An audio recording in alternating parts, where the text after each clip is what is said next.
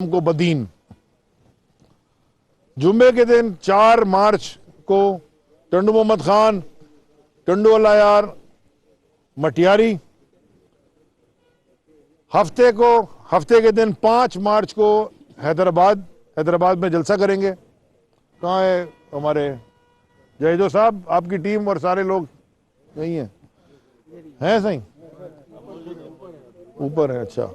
और 6 तारीख को इंशाअल्लाह संडे के दिन, जो 9वां दिन है, हम पहुंचेंगे कराची। रास्ते में जामशोरों को भी टच करेंगे और कराची में इंशाअल्लाह फिर हम बताएंगे कि हमने क्या करना है। वो मैं आपको एक अगले स्टेज पे बताऊंगा कि हमने क्या करना है। देखें, ये जो उन्होंने ड्रामा रचाया हुआ है इतने दिनों से, मार्च मूर्च ये वो सारा, मुझे एक सवाल सबसे पूछना है, मुझे अभी तक समझ में नहीं आता। मैं चाहता हूं मीडिया के जरिए पूरी कौम से ये सवाल पूछूं, पूरे पाकिस्तान के अंदर रहने वालों से और बाहर रहने वालों से भी एक सवाल पूछूं। 2008 में जो इलेक्शन हुआ था, बीबी की शहादत के बाद जो इलेक्शन हुआ था, उसमें सिंध के अंदर पीपल्स पार्टी की हुकूमत कितने वोटों से आगे थी? कितने वोटों पे हुकूमत थी? 4 वोटों पे, 4 से थी। तो 2008 से 2018 में कौन सी दूध की और शहद की नदियां बह गई हैं कि ये 21 पे चले गए? क्या कुत्तों के काटने की वैक्सीन अवेलेबल है? क्या पानी मिल रहा है यहां पे? क्या लाड़काना में एड्स नहीं फैली? क्या इंफ्रास्ट्रक्चर को बहुत खूबसूरत बन गया है कि सारी दुनिया कह रही है कि ऐसी रोडें? क्या तालीम का निजाम ठीक हो गया? क्या अस्पताल ठीक हो गए? क्या कराची में पानी आ गया? क्या सिंध में के किसी शहर से कचरा उठा सकते हैं? क्या सॉलिड वेस्ट मैनेजमेंट, क्या बिल्डिंग कंट्रोल, वो एक टावर गिरवा दिया सुप्रीम कोर्ट ने, ये बाकी जो बनाए सारे सिंध बिल्डिंग कंट्रोल अथॉरिटी ने, ये सब लीगल बने हुए? क्या कब्जे नहीं हो रहे? या रोज के जो हमारे लोग हैं उनको तंग नहीं किया जा रहा? अभी वो लाड़काना में कहां गए अल्लाह बख्श, खड़े ना पीछे, वो उनके रोज मुझे कॉलें आ रही हैं, उनको तंग कर रहे हैं, उनकी जमीनों पे कब्जे करा रहे हैं। क्या बदीन में डॉक्टर फहमीदा मिर्जा की जमीन के ऊपर जाके रात को कब्जा करने की कोशिश नहीं की गई? ये डाकुओं का राज है सूबे पे। क्या सुप्रीम कोर्ट ने उठा के मुंह पे नहीं मार दिया एक्ट लोकल बॉडीज का जो लेके आया, जिसके खिलाफ सारा शहर सरापा, पूरा सूबा सरापा एहतजाज था? सारी जमातों ने उनके खिलाफ एहतजाज किया। हमने तो पहले दिन से दिया हुआ था। क्या कानून मुंह पे नहीं मारा? क्या सुप्रीम कोर्ट के ऑनरेबल जजेस यहां पे आके इनसे सवाल नहीं पूछते कि तुम क्या कर रहे हो, तमाशा तुमने लगाया हुआ है? ठीक, अगर कोई चीज इन्होंने नहीं की, इसका मतलब है सारी चीजें खराब की हैं। और सोने पे सुहागा ये है कि मैं मार्च करने जा रहा हूं, कह रहा है कराची से। हाँ, कहां जा रहा हूं? मार्च करने। पहले बोलता था बारिश ज्यादा हो गया, पानी ज्यादा हो गया। तुम अपने वालिद से हिसाब तो मांगो डॉलर का। बेम्बी ने सुना मैं टिकट बेचता था, वो भी अपने अब्बा के चोरी के।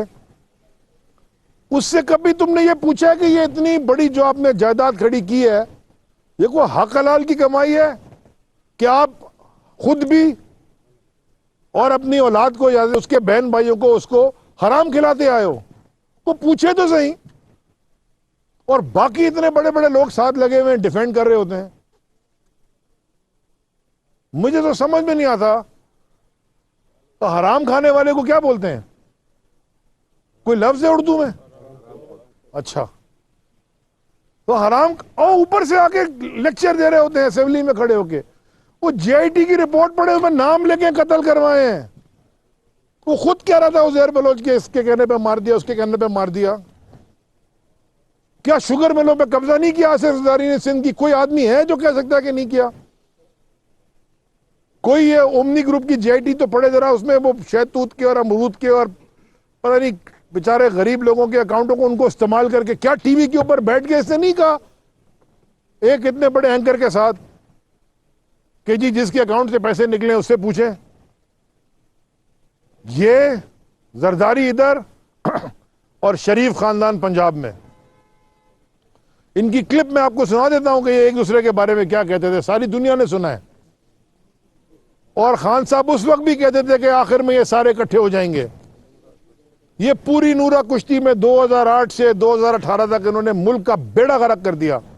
जो आज मुल्क में हमारे हालात हैं, जो हमें फेस करनी पड़ी चीजें हैं, और हमने चीजें बहुत ठीक की हैं, वो हमें क्या विरसे में मिली थी जो इन्होंने तबाही की। सो ये हुकूक सिंध मार्च 26 तारीख को शुरू होगा, 9 तारीख को इंशाल्लाह कराची पहुंचेगा। हम सिंध के अक्रॉस जिगजैग हर जिले में जाएंगे और सिंध के लोगों को हम 2-3 चीजें बताना चाहते हैं। पहले ये बताना चाहते हैं कि ये तहरीक इंसाफ एक मुनज़्ज़म जमात है सिंध में। ये जो पूरे दुनिया में कहते हैं ना, पीटीआई पीपल्स पार्टी के अलावा तो सिंध में है कोई नहीं। मैं किसी के ऊपर भी यहाँ जो इलेक्शन लड़ा है, मुबीन आपने इलेक्शन लड़ा, कितने वोट मिले? सक्कर में 61,000। ताहिर शाह आपको कितने मिले? 59,000। अला बख्श आपको कितने मिले? 70,000। ये वोट है भाई, लाड़काना से लड़ा है, ये इन्होंने सक्कर से लड़ा है। वो गालिब को डोंकी में 30,000, वो जीत 1,000 दो तो सही आपको जहां भी जाओ हम 1,000, 1,500, 2,000 वोटों से पीछे हैं। और 40%, 46% कराची में होती है पोलिंग, जहां पे आसान है, यहां से निकलो, हर एक का पोलिंग स्टेशन करीब करीब है।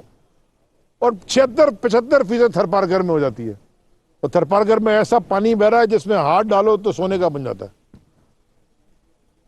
सो ये सारा तमाशा कॉन्स्टेंटली हम सारी जगह पूरे सिंध में लोगों को बताते आएंगे कि हमारी पार्टी है, मुनज़्ज़म करेंगे।